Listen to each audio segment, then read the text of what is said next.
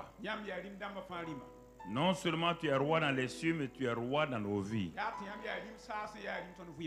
Tu es le roi des rois dans l'église. Et c'est pourquoi nous te bénissons ce matin. Que ton règne se manifeste en nous, au milieu de nous et au travers de nous, au nom de Jésus. Père, sois béni et sois loué. Au nom de Jésus. Amen. Asseyez-vous dans la présence du Seigneur. Gloire à Dieu. Ce matin, nous allons voir simplement. Lève-toi, prends ton lit et marche. Lève-toi, prends ton lit et marche. 3 verbes importants que Jésus a dit à un homme. Et que le Seigneur t'adresse à toi et à moi, à tous ceux qui sont en connexion avec nous avant Cisco 2015. Regardons le contexte dans lequel cette phrase a été donnée par le Seigneur. C'est dans l'évangile de Jean, chapitre 5. Et lisons le premier verset. Il dit, après cela, donc Jésus venait de guérir le fils d'un officier, du roi. Après cette guérison-là, il y eut une fête des Juifs. Et Jésus monta à Jérusalem. Arrêtons-nous là. Nous voyons ici le nom Jérusalem. Cité de la paix. Et nous voyons là une fête. Les gens aiment faire des fêtes. Depuis que le monde est monde, les gens aiment les fêtes. Et Jésus va entrer à Jérusalem. Il va entrer dans cette merveilleuse ville-là. Et nous allons voir pourquoi Jésus entre-t-il dans cette ville-là en ce moment précis. Qu'est-ce qu'il est venu pour faire? Vous voyez, pasteur, Jésus aime les fêtes. Il y a fête à Jérusalem. Jésus est venu pour la fête. Donc, quand nous faisons des fêtes, c'est une bonne chose, pasteur. Même Jésus va aux fêtes. Tu es sûr que Jésus, on dit, d'un côté, les Juifs faisaient des fêtes. Donc, l'autre côté, à quoi? On va le voir. Au moment où les gens font des fêtes, en ce moment-là, il y a autre chose qui se passe dans la même ville qu'on appelle Jérusalem. Et ces Juifs-là, pourquoi on a dit fête des Juifs? Ce n'est pas des fêtes mondaines. Ils ont plusieurs fêtes. Quand tu regardes dans l'Ancien Testament, là, ils ont au minimum 7 fêtes. Des fêtes religieuses, hein, saintes. Mais malgré ces fêtes-là, la misère n'a pas quitté la ville. La souffrance n'a pas quitté la ville.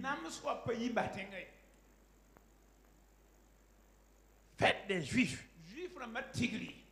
Et Jésus est monté à Jérusalem. Il dit, or, à Jérusalem, verset 2, près de la porte des brebis, il y a une piscine qui s'appelle en hébreu Bethesda et qui a 5 portiques.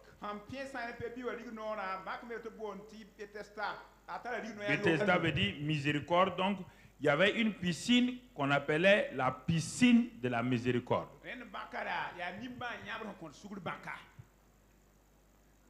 On va voir où Jésus va partir. D'un côté, il y a une fête. Toute la synagogue s'est vidée pour aller à cette fête-là. Et de l'autre côté, il y a une piscine. Appelée piscine de la miséricorde. On va voir que à cette piscine-là, il y avait quoi là-bas? Il y avait qu'est-ce qu'on peut dire? Voilà la description. Était couché un grand nombre de malades, des aveugles, des boiteux, des paralytiques, qui attendaient le mouvement de l'eau.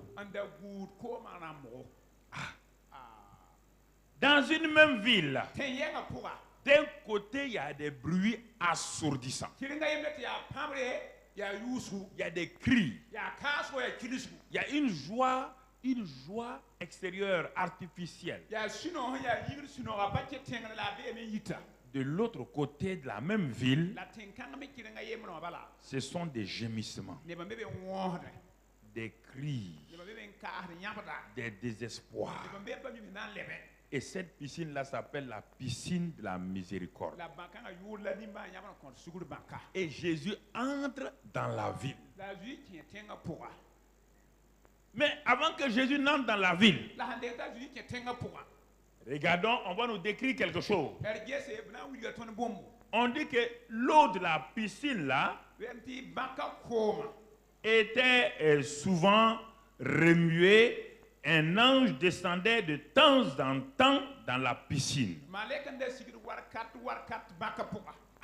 Donc cette piscine-là avait une caractéristique. C'est une piscine autour de laquelle certains événements surnaturels se passaient. Donc ça attirait une grande foule de gens. Et c'est un ange qui venait de temps en temps. Et cet ange-là, sûrement, c'est l'ange de la miséricorde. Parce que tous les anges ont des noms. Il y a Gabriel, il y a Michel, il y a les séraphins, il y a tous. Ils ont tous des noms. Et l'ange de la miséricorde venait. Et qu'est-ce qu'il venait faire? Il manifestait la miséricorde de Dieu envers ces hommes-là. Mais il y a des surnaturels limités. Et quand les anges font cela, c'est des surnaturels limités. Il ne peut pas le faire permanemment. Il ne peut pas le faire en tout temps et dans toutes les circonstances. Ils sont envoyés pour un but bien précis. Et parce qu'à l'époque, on ne voit pas la foi dans la ville, dans la ville de Jérusalem. Il y avait beaucoup de pratiques religieuses. Et dans ce moment de pratiques religieuses, c'est en ce moment que Jésus a apparu sur la scène. Il est venu pour apporter une dimension nouvelle donc à la vie de la ville. Mais c'était difficile de percer. Alors, donc les gens avaient déjà fait des habitudes religieuses et ils avaient fait des traditions, des fêtes, des lieux de pèlerinage.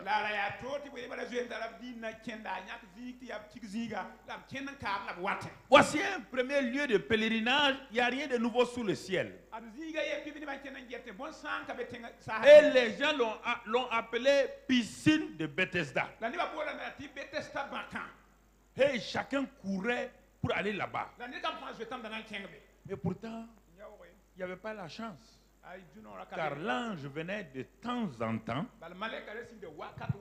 Et quand il venait de temps en temps, il ne pouvait pas faire tous les miracles qu'il voulait. Il fallait qu'il remue l'eau. Et quand il a remué l'eau, quand l'eau était agitée, il fallait que le premier se jette, pas le deuxième, pas le troisième. C'est le premier seulement qui était guéri. Et cette piscine a une renommée au-delà de sa réalité.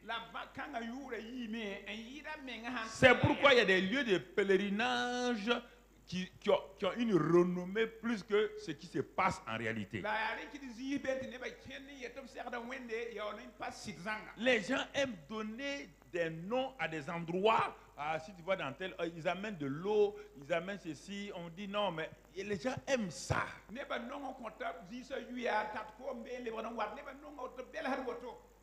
Pourquoi les gens sont venus nombreux? Parce qu'il y a le premier miracle qui a eu lieu là. Les gens ont exagéré.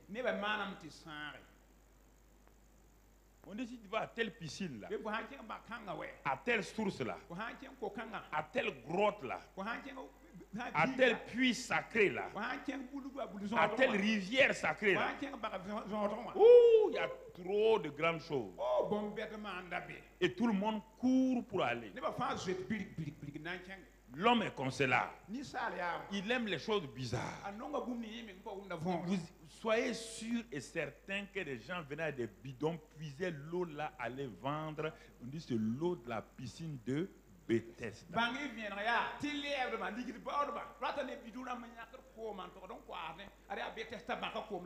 Et comme nous connaissons nos chères femmes, elles sont venues installer là-bas une industrie de vente de l'eau de Bethesda.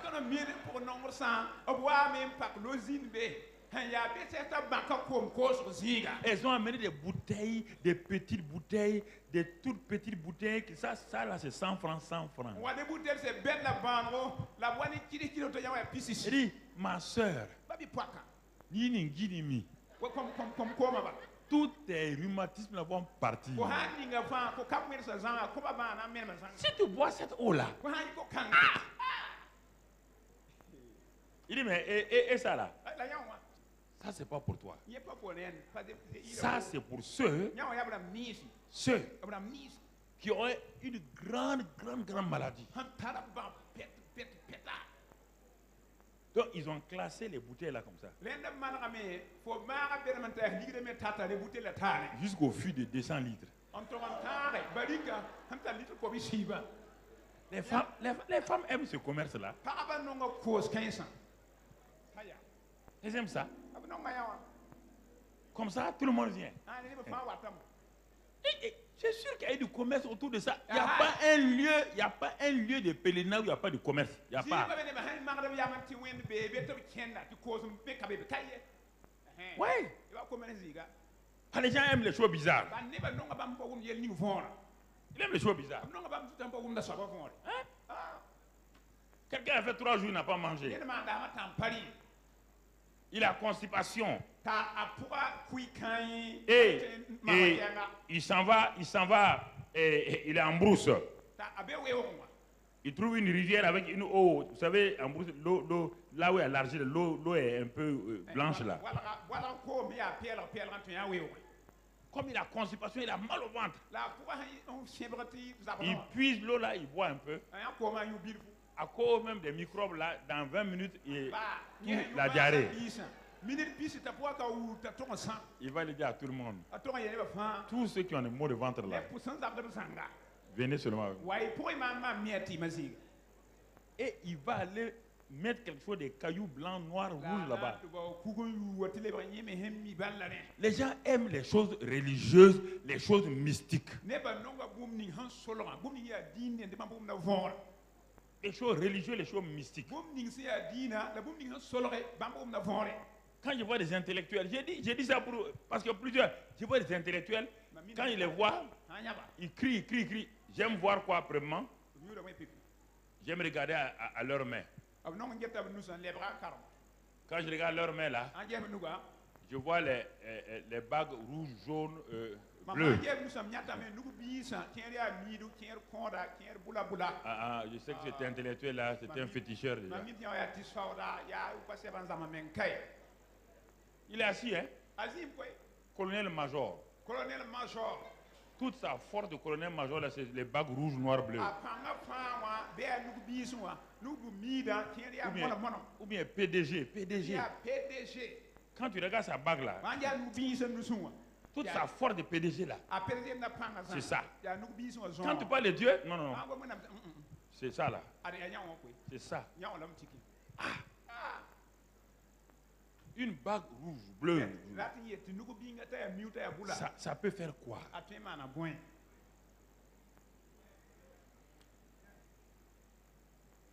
Voilà. Piscine de, c'est ça, piscine de Bethesda. Les gens sont venus s'installer. Ils ne sont pas guéris, mais ils ne partent pas. Et regardez maintenant, le ciel va choisir un échantillon de ces malades-là pour nous montrer quelque chose. Il est dit là se trouvait un homme malade depuis 38 ans. Mon ami, tu es parti là-bas. Première année, tu n'es pas guéri. Deuxième année, tu n'es pas guéri. Troisième année, tu n'es pas guéri. Tu ne peux pas partir? Non. Elle s'est installée là-bas tranquille. Bon. Ce n'est pas un homme de foi, c'est un homme d'espérance, d'espoir. Je préfère dire espoir. Et puis il dit, tant qu'il y a la vie, il y a l'espoir. Il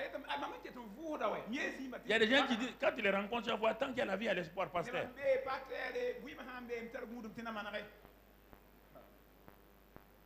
Tant qu'il y a la vie là, il y a l'espoir. 38 ans.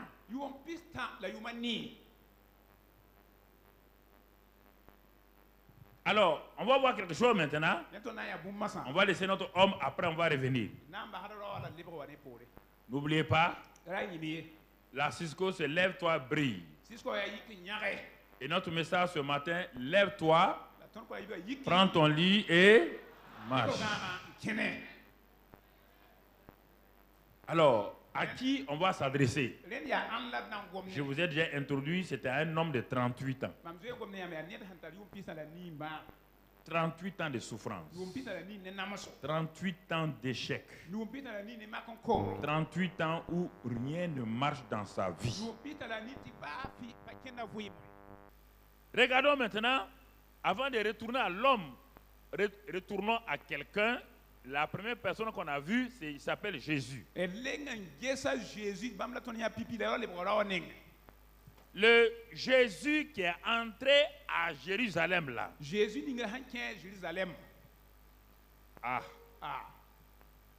Écoutez et découvrez-le vous-même. Le Jésus qui est rentré à Jérusalem.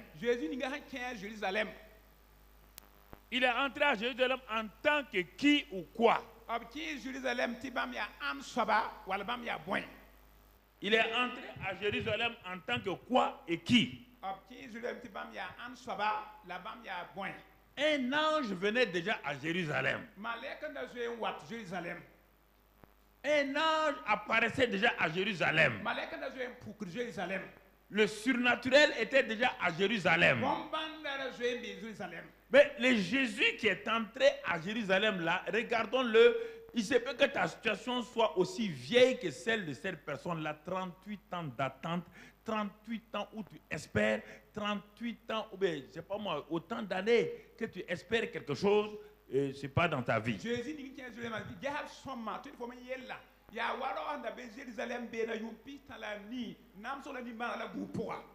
Ne te décourage pas. Reste là. L'espoir de cet homme-là va le garder pour que son jour de visitation arrive. Et Dieu a programmé ce jour de visitation pour toi au nom de Jésus. Quand cet homme s'est réveillé à la piscine de Bethesda ce matin, il n'y avait rien de changé. Mais il ne savait pas que dans la ville de Jérusalem, quelqu'un était entré. Celui qui va changer sa vie est déjà entré. Celui qui va lui demander, qui va l'amener à se lever, était déjà rentré. Mais il n'était pas arrivé encore à piscine de Bethesda. Quand il s'est réveillé ce matin, il ne voyait pas où est-ce qu'il... Ça serait la même journée maussade. C'est pourquoi il faut avoir toujours l'esprit ouvert pour capter ce que Dieu va dire, ce que Dieu va faire dans votre journée. Parce que les difficultés, les souffrances, les problèmes financiers vous amènent dans la monotonie et vous n'êtes plus connecté avec Dieu.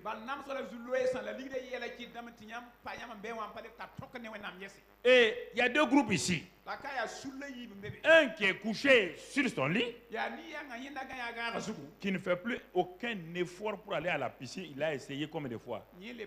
Même si supposons qu'il a essayé une fois par an, ça veut dire qu'il a essayé combien de fois maintenant? 38 fois. Le gars s'est dit, bon, c'est pas la peine. J'abandonne l'histoire de la piscine là. Ça, c'est le premier groupe. Deuxième groupe, tous ceux qui étaient au bord de la piscine, positionner les yeux sur la piscine. Il y a deux groupes de gens. C'est ça, frères et sœurs. Regardez les deux groupes de gens. Aucun n'attend Jésus qui est entré à Jérusalem. Aucun.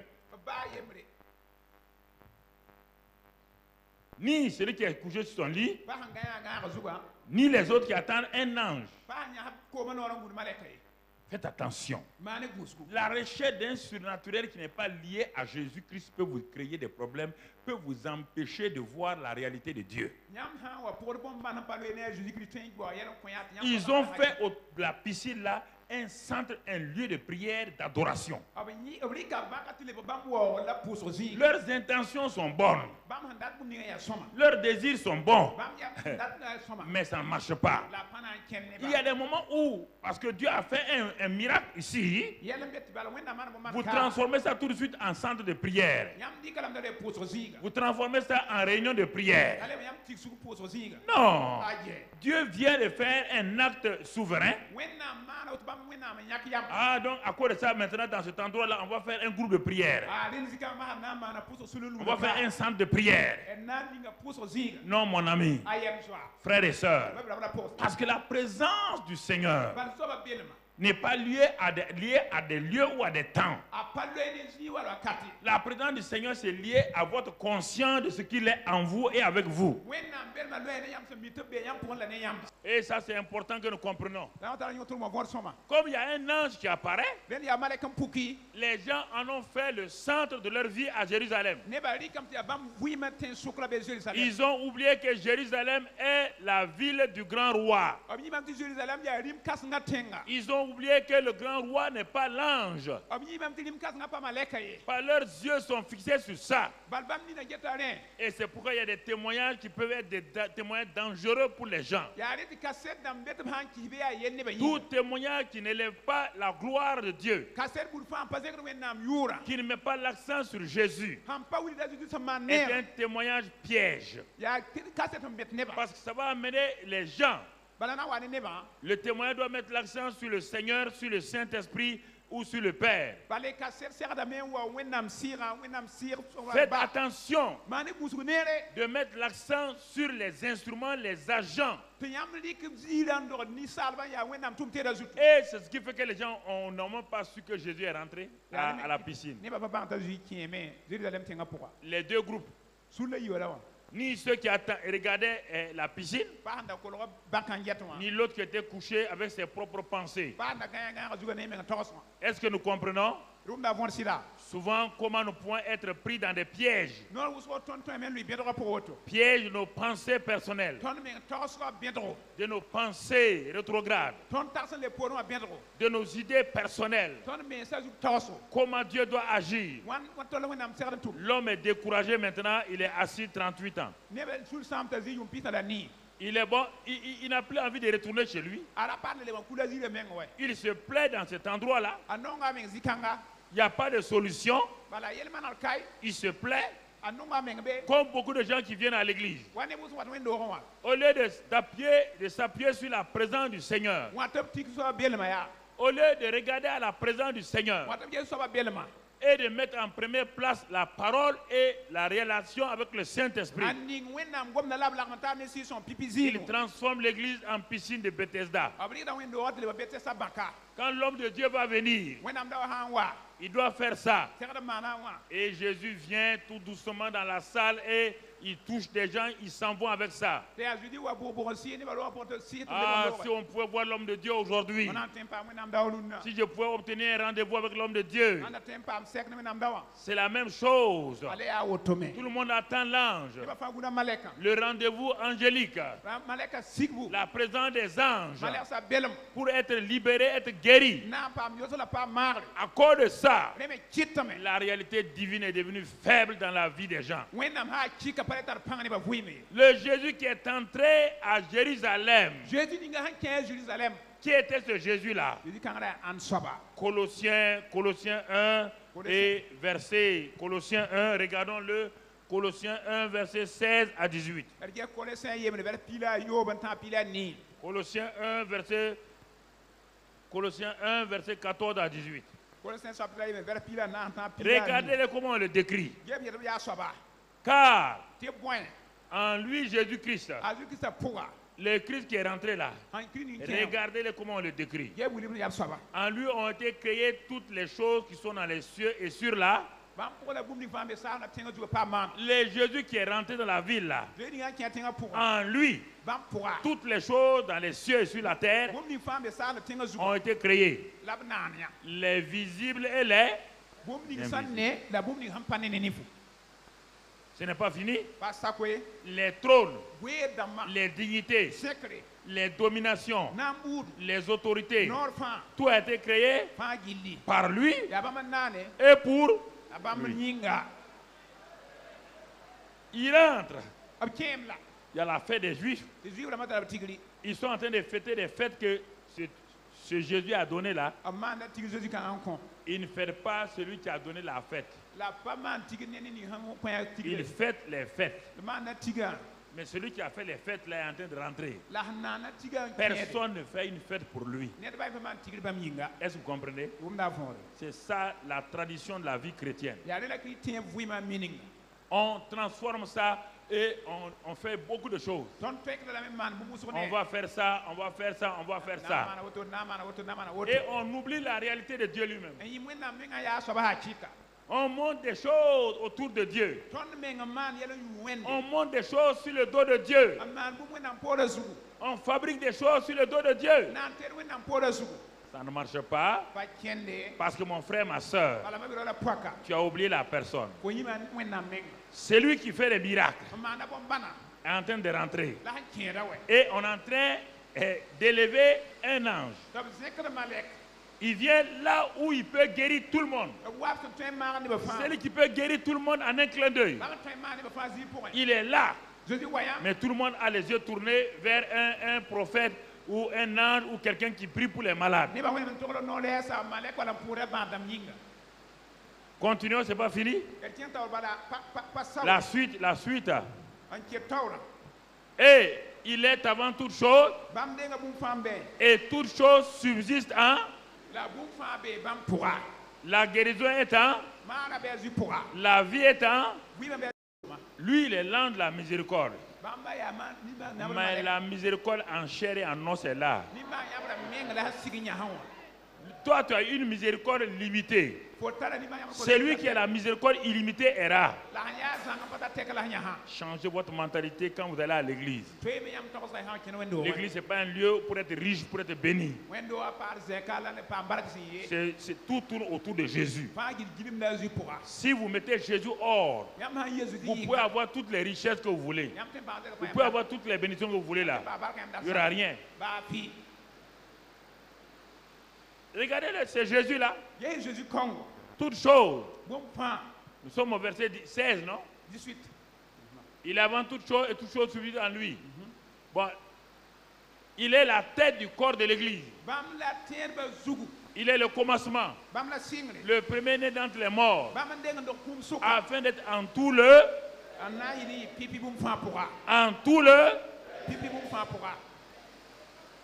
c'est lui qui est en train de rentrer. Mais il est habillé sous la forme d'un homme. Il est habillé avec un simple habit. Or, quand l'ange vient, il vient à toute sa gloire. Tout brille. Oh, les gens disent l'ange est là. Mais Jéhovah est là, en chair. Personne ne le reconnaît. C'est ça. Parce qu'ils n'ont pas développé la mentalité, la conscience de la présence de Dieu. Ce même Dieu est en toi il y a des années, tu ne comprends pas ça. Il est en toi. Et tu cherches les hommes de Dieu. Qu'est-ce qu'il fait en toi? Jésus est dans la place. Jésus est dans l'endroit. Tu cherches qui? Mon ami. Jésus est dans l'endroit. Jésus est ici. Tu cherches qui? Tu veux te connecter avec qui? C'est ça, mon frère, ma soeur. C'est ce Jésus-là qui est là, qui est présent, qui est mon frère, ma soeur. C'est ce Jésus-là qui est présent et qui se présente. Mais quel est ce Jésus qui se présente encore? Mon frère, ma soeur, celui qui était dans cette place-là. Dans Luc 4, 18, qu'est-ce qu'il a dit? Il a dit, l'Esprit du Seigneur est... Regardez, c'est Jésus qui est là-bas là. C'est lui qui est loin pour faire quoi? Annoncer une bonne nouvelle. Il a été envoyé pour guérir ceux qui ont le cœur, pour proclamer aux captifs et aux aveugles le recouvrement. Et à la piscine, il y avait tous ces gens-là, oui ou non?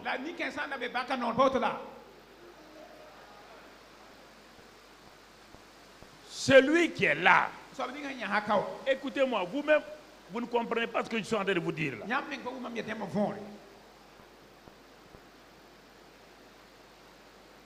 Dans ce lieu-là, la personne qui a toutes les solutions, leur solution est là.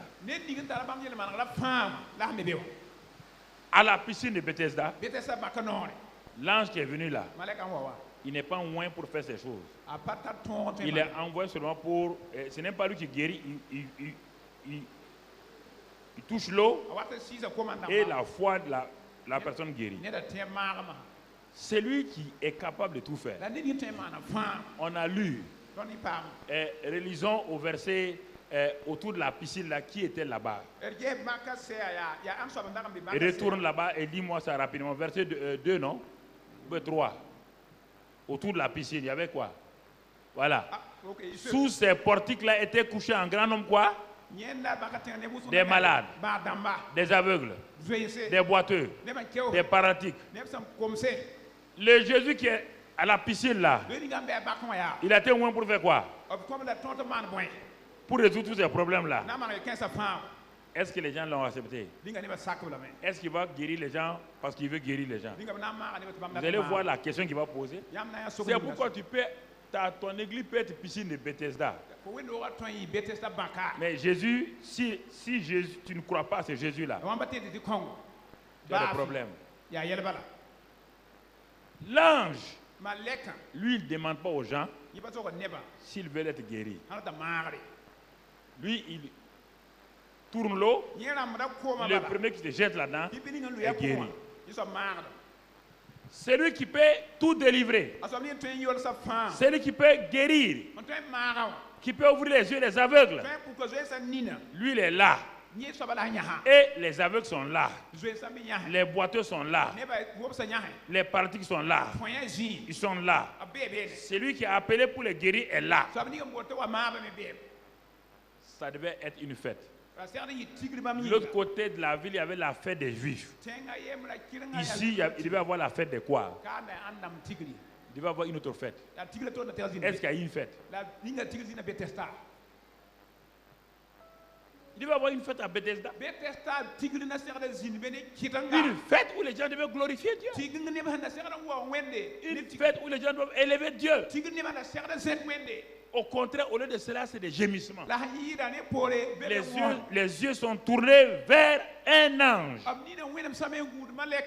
Quel dommage. C'est lui qui a mis les pieds à la piscine de Bethesda. Il n'était pas seulement le porteur du Saint-Esprit. Le psaume 16, verset 11. Psaume 16, verset 11 nous dit quoi? C'est lui qui est rentré à la piscine de Bethesda. Regardons-le encore, le psaume 16, verset 11. Il est dit là-bas, tu me feras connaître le sentier de la vie. Il y a d'abondantes joies devant ta face, des délices éternelles à ta droite. C'est lui qui est venu là-bas, il est venu avec la joie pour que la joie des malades la déborde, oui ou non? Mais quand il était là, est-ce qu'il y avait la joie? Ils ne sont pas conscients de sa présence. La plus chose difficile pour les chrétiens et disons presque insupportable pour Dieu, c'est quand les chrétiens ne sont pas conscients de sa présence réelle en eux et avec eux. Ça, c'est insupportable pour Dieu. Écoutez-moi. Ça dit que vous ne pouvez comprendre comment ça fait mal au cœur de Dieu de savoir qu'il est en vous et que vous soyez indifférent totalement de sa présence et que vous cherchez une autre aide en dehors de lui. Regardez, ça fait très mal à Dieu.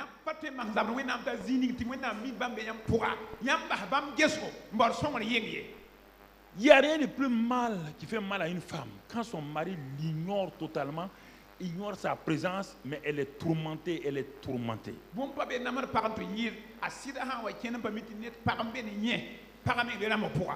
Cherchant des solutions ailleurs. La femme est tourmentée.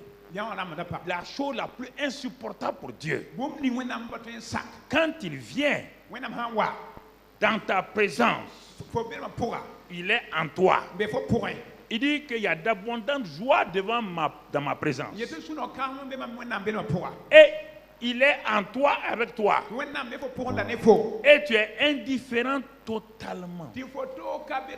Tu n'es que conscient de tes problèmes, de ta dépression, de ta pauvreté, de tes limites, de ta maladie. Tu n'es conscient que de ça. Personne ne t'aime. Tout le monde est contre toi. La chose la plus insupportable pour Dieu, c'est ça.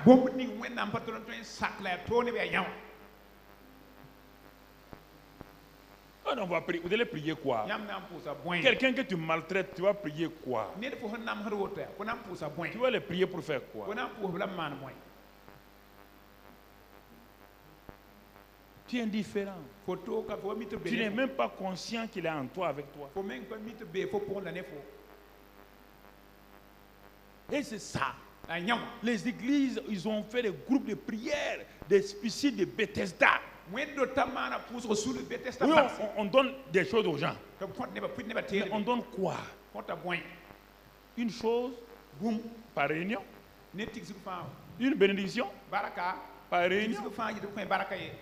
Alors que celui devant qui on peut avoir de joie abondante, celui qui est là, il est là en nous et avec nous.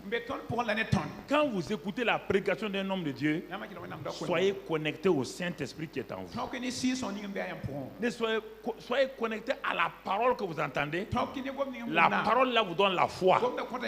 Mais en ce moment-là, au moment où vous avez la foi là, soyez connectés au Saint-Esprit qui est en vous. Et c'est ce qui faisait que le ministère de Catherine Kuhlman, où Béni Hinn a été inspiré, c'est ce ministère. Catherine Kuhlman rarement touchait les gens.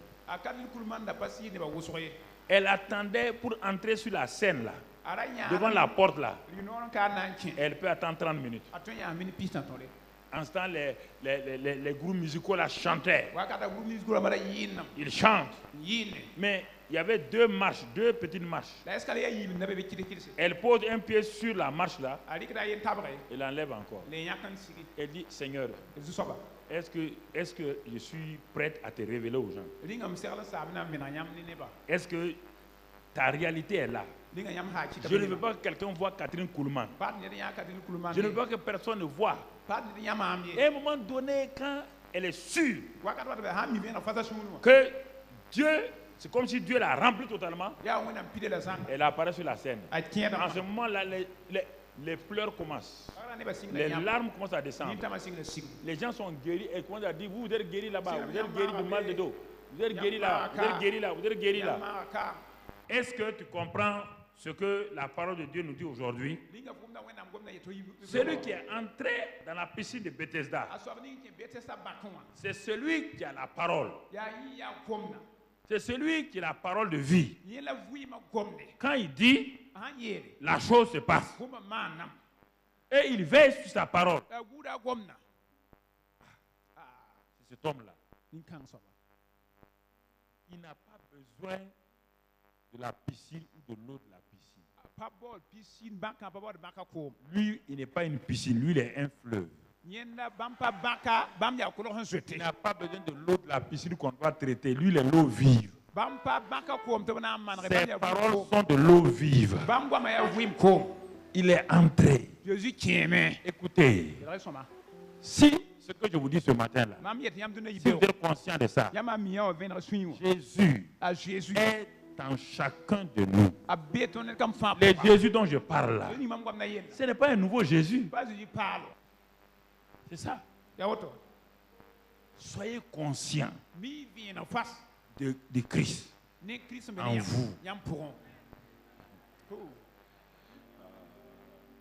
Ça là, c'est. Soyez conscients de Christ en vous. Si maintenant il veut utiliser un ange, il utilise un ange. S'il veut utiliser un homme, il utilise un homme.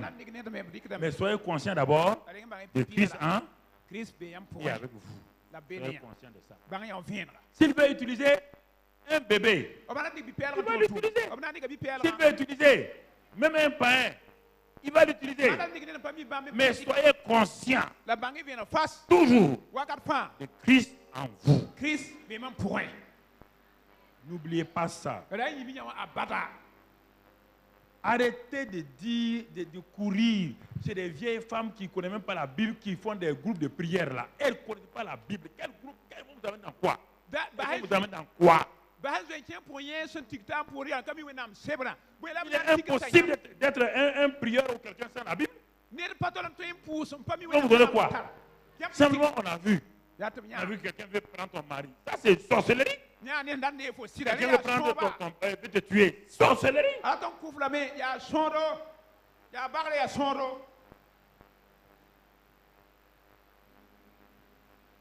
Soyez conscient. Conscient. J'insiste sur ça. Il est entré. Le groupe majoritaire n'est pas conscient. Le groupe minoritaire n'est pas conscient. Jésus au milieu des deux. Il est étonné. Personne ne l'a acclamé. Les gens acclament des anges. Tout le monde attend pour acclamer l'ange. Le créateur des anges, entre personnes l'accueille.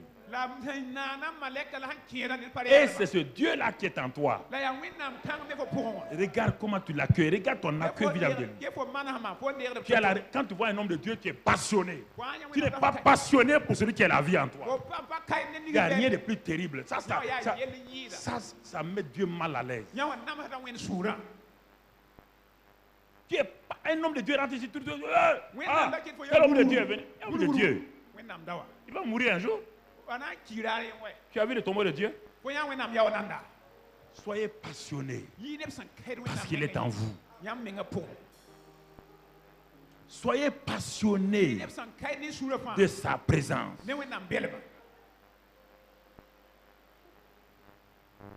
Sinon vous allez vouloir, non, je veux tel poste là, on n'a qu'à prier. Bon, on n'a qu'à prier pour toi, tu vas devenir directeur général. Un directeur général, quel que soit Alpha, c'est le temps du ministre qu'il a nommé, non?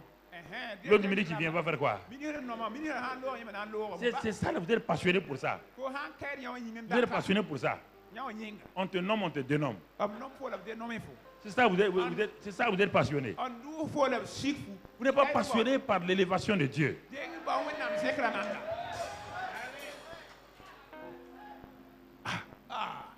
Frères et sœurs, regardez, j'insiste sur ça. Jésus est en nous, nous courons. Nous courons, on court pour aller où on ne sait pas. On est en train de courir. Il est étonné. Pourquoi il court avec moi? Pourquoi il court avec moi? Il court avec moi, pourquoi? Ah non, non, il y a une femme de prière là-bas. Ah bon? Donc elle est plus grande que moi qui suis en toi. Qu'est-ce que je vous ai dit? Que celui qui est en vous est plus grand toujours que celui qui est au dehors. Ça soit Satan haut, ça soit un pasteur haut, ça soit un prophète haut, celui qui est en vous là est plus grand que tous. Il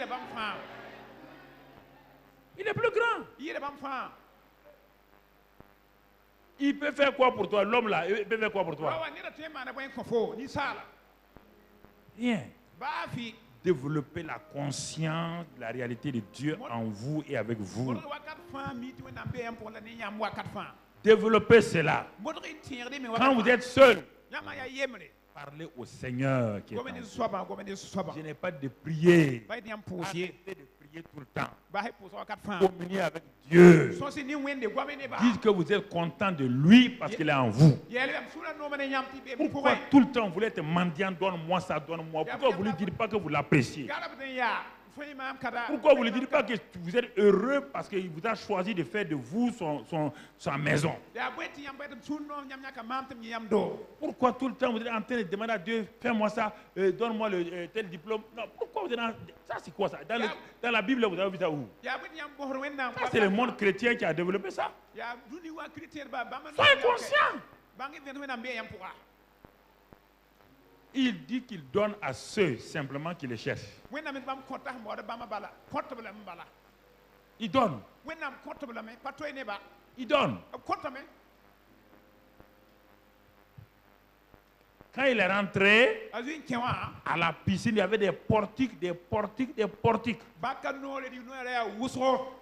La Bible dit, maintenant, il dit, là se trouvait un homme malade depuis 38 ans.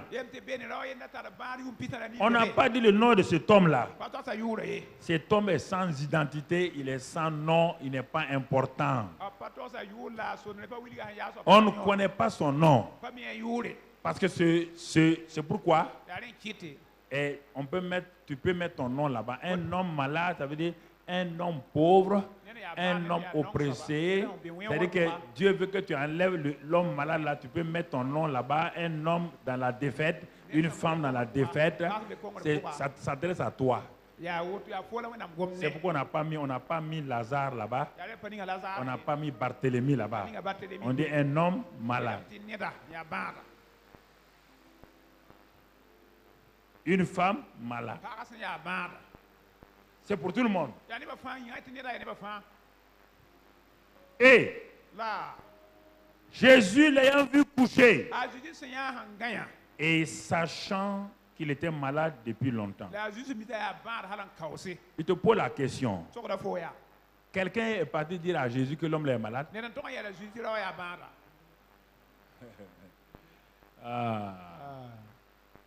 Vous voulez aller expliquer vos problèmes aux hommes de Dieu. Est-ce que l'homme est parti dire ses problèmes à Jésus? Qui a dit à Jésus que l'homme est malade depuis 38 ans? C'est toi? Il a tout déjà en lui pour savoir ce que tu as, ce que tu es.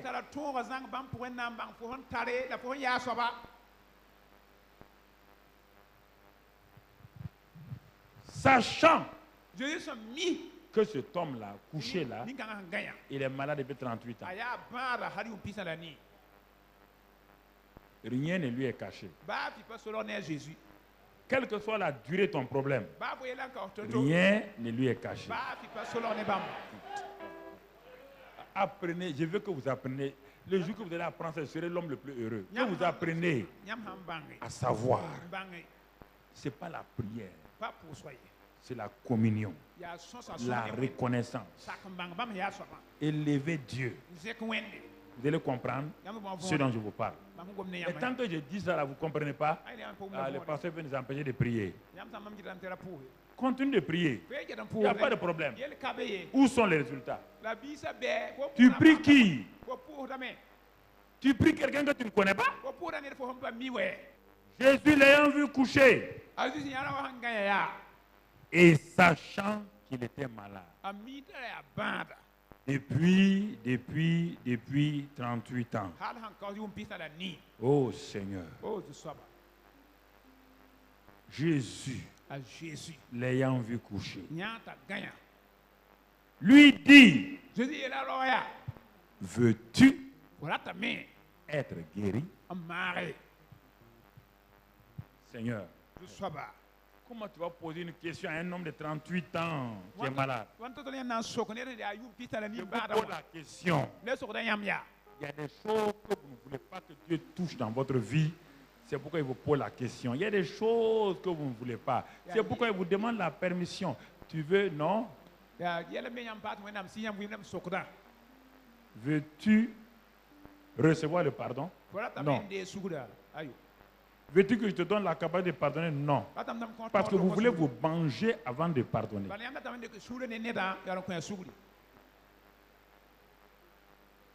Il n'a pas dit sois guéri. L'homme avait un problème. Et la plupart des chrétiens ont des problèmes tapis quelque part. C'est pourquoi Jésus lui demande, si tu veux être guéri, écoute ce que je vais te dire. Il y a des gens qui disent sois guéri. Les gens sont venus avec leur foi. Ils ont éliminé tout et ils reçoivent la guérison. Mais ici, il n'a pas de petit guéri. Hein. L'homme a un problème. Puisque plus tard, il va dire à l'homme là, plus tard quand il sera guéri, il va, ne pêche plus, afin qu'il ne t'arrive pas quelque chose de pire. La plupart de nos problèmes, de nos blocages, viennent des péchés cachés dans nos vies. Et nous ne voulons pas nous libérer de ça. Veux-tu être guéri? Veux-tu être prospère? Mais le pasteur m'insulte. Hein? Il y a des gens qui aiment la pauvreté parce que la pauvreté leur donne que tout le monde vient les saluer tous les jours. Il y a des gens qui aiment la maladie. Il y a une femme là, son mari était malade. Elle s'occupait de son mari. C'est une chose réelle. Hein? Son mari a été guéri. Elle est tombée malade. Mais puisque à la fin on a amené son mari a été guéri. Elle dit non, non. Il ne faut pas m'amener chez le pasteur. Hein? Occupe-toi de moi. Il y a des gens comme ça qui veulent se coucher. Tout le monde vient. Aujourd'hui, ça va? Il y a son sommet. Ils aiment ça. Ils aiment ça. Akaf Sabi. Ils aiment ça. Il y a des gens qui sont moulés dans ça. Ils aiment qu'on prenne soin d'eux. Il y a la maladie, il y a la souffrance. Non, non, non. Tu le vois, il est pauvre comme un rat d'église. Mon frère, ça va? Ça ira demain. Et le message que le pasteur a prêché sur la prospérité. Vous savez, hein? Le pasteur est presque comme ça. Mais tout le monde ne peut pas être riche. Donc tu aimes la pauvreté. Bon. En tout cas, donc tu aimes la pauvreté. Ok. Vaut mieux quitter cette église-là. Va trouver une église, un pasteur qui prêche la pauvreté. Va être son diacre principal. Il y a des messages, si tu ne veux pas les écouter, si tu viens ici, tu vas les écouter.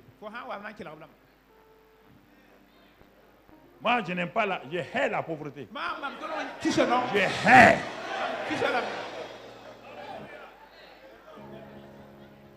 J'ai été pauvre, je sais ce que c'est. Je hais la pauvreté.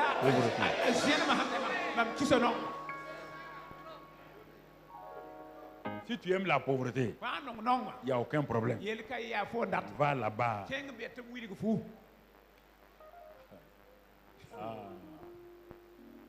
Veux-tu être guéri? Veux-tu être prospère? Mais écoutez, votre pasteur là, tout le temps il parle de prospérité. Prospérité veut dire quoi? Être à l'aise dans tout. Spirituellement, physiquement, être en bonne santé. C'est mauvais ça aussi. Avoir de l'argent pour payer les... Il y a la rentrée actuellement là. Comme des chrétiens s'humilient, aller voir des gens qui sont inconvertis, demander de l'argent emprunté. Mais si tu étais prospère, si tu veux écouter mon message là, tu ne vas pas t'humilier. Tu avais de l'argent pour payer et puis payer pour tes frères et tes soeurs. Prospérité ne veut pas dire avoir des milliards et des milliards. Va prendre ton dictionnaire, va lire. Si tu n'aimes pas la prospérité, tu es au mauvais endroit. Si tu n'aimes pas la victoire, tu es au mauvais endroit.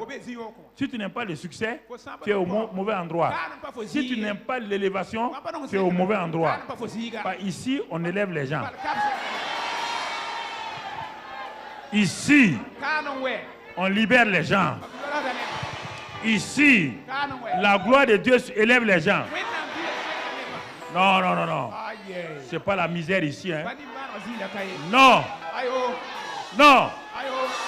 Ici, c'est l'église des princesses de Dieu. Alléluia. Alléluia. Quand on vous dit ça, vous voulez discuter. L'homme là est malade. On lui demande s'il veut la bonne santé. Ça veut dire que la bonne santé est déjà quoi? C'est à lui de prendre. Quand je vous dis élever là, ça veut dire que l'élévation est là. Je n'ai pas dit que vous serez élevé demain. Je vous propose l'élévation.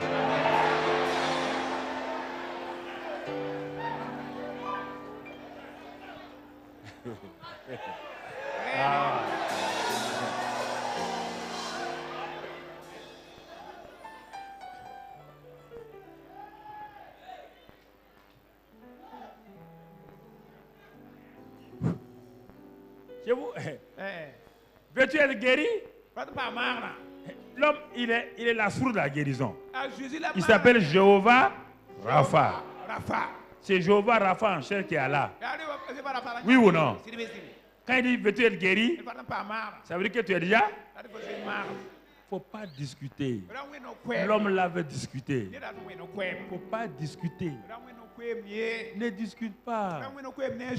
L'homme là, il dit, oh, le malade lui répondit, Seigneur, je n'ai personne pour me jeter dans la piscine. Quand l'eau est agitée, et pendant que j'y vais, un autre descend avant moi. Mon frère, tu vois, un autre descend avant moi. Voilà. Nous voulons parfois justifier nos choses. Non, Seigneur, il n'y a personne qui prie pour moi. Il te demande, veux-tu être? Est-ce qu'il a dit d'aller prier? Est-ce qu'il a dit d'aller jeûner? On te demande si tu veux être. Veux-tu être enceinte? C'est ce que Dieu te dit. Ah, comme ça la pasteur. Mais oui. Veux-tu être prospère? Mais est-ce que moi je suis banquier? Hein? Je te propose ça. Par le Dieu qui est avec moi là, il fait ça. Alléluia. Alléluia. Merci. Alléluia. Croyez ça, mon frère. Veux-tu être guéri? Veux-tu être prospère? Ah. Maintenant, si tu réponds, il attend la réponse. Quand l'homme a fini de parler, Jésus n'a pas changé. Jésus ne change pas. Qu'est-ce qu'il dit à l'homme? Il dit, lève-toi.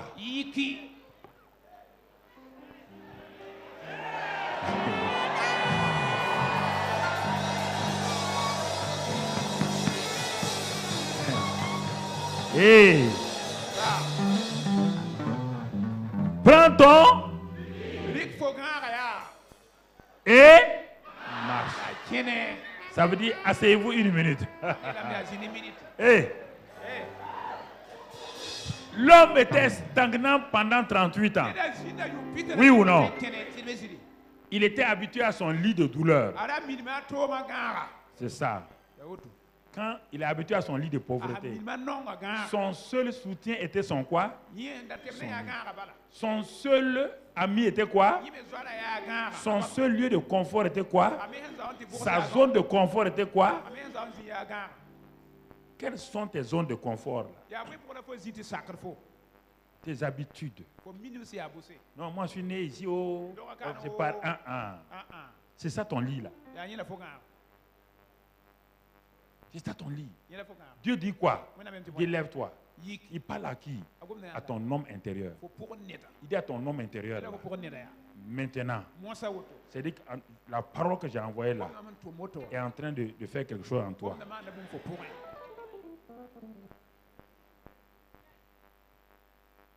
Il dit, écoute-moi, lève-toi. On va voir ça pendant tout le séminaire. Lève-toi. Le temps est venu. Ne reste plus couché. Lève-toi. Prends ton. Il faut arrêter de laisser le lit te prendre. C'est à toi de prendre le lit maintenant. C'est à toi de prendre ton lit de pauvreté et le soulever. Arrête de dormir dans le lit de la pauvreté. Arrête de dormir dans le lit de la stérilité. Arrête de dormir dans le lit de la maladie. Arrête de vivre dans le lit de l'échec. Il dit, lève-toi. Prends ton lit. Et fais quoi? Marche. Ça veut dire quoi? Éloigne-toi là où tu avais échoué. Éloigne-toi. Éloigne-toi. Donne le dos. Donne le dos. Une nouvelle espérance. Un nouveau départ est pour toi. 38 ans. Ah, c'est possible? Oui. Écoute-moi. Lève-toi, hein. Laisse ton lit là. Ah, pasteur. Et tu sais que j'ai au moins 60 ans et que je n'ai pas de mari. Laisse ton lit de vieille célibataire. Lève-toi. Ton mari est devant toi. Les 20 dernières années seront les meilleures années de ta vie. Il y a des gens qui sont mariés à 20 ans. Ils ont passé 40 ans de souffrance. Toi, tu as passé 40 ans de souffrance. Les 20 années, c'est maintenant que tu vas manger. J'ai dit que l'homme a suscité l'homme là, il va venir vers toi. L'année prochaine, à cette même époque-là, ton mari merveilleux est avec toi.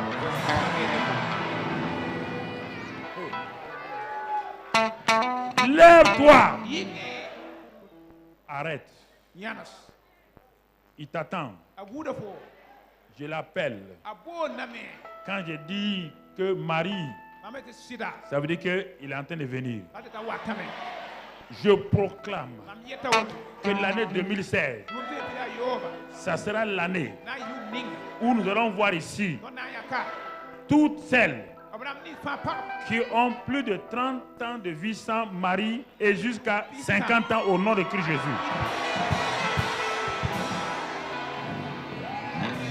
On va les aligner ici, les marier une à une au nom de Christ Jésus.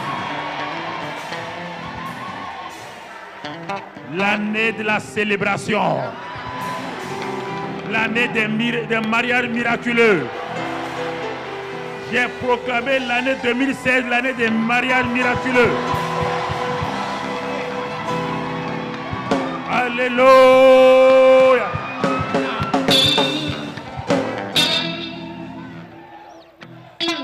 Alléluia. Alléluia.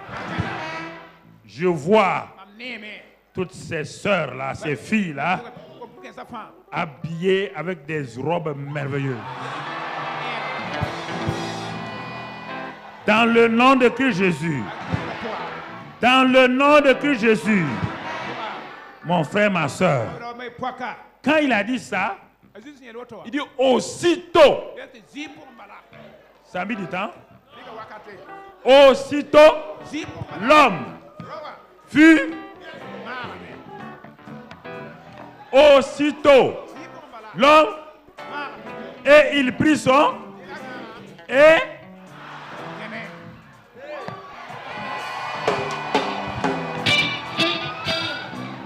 Alléluia.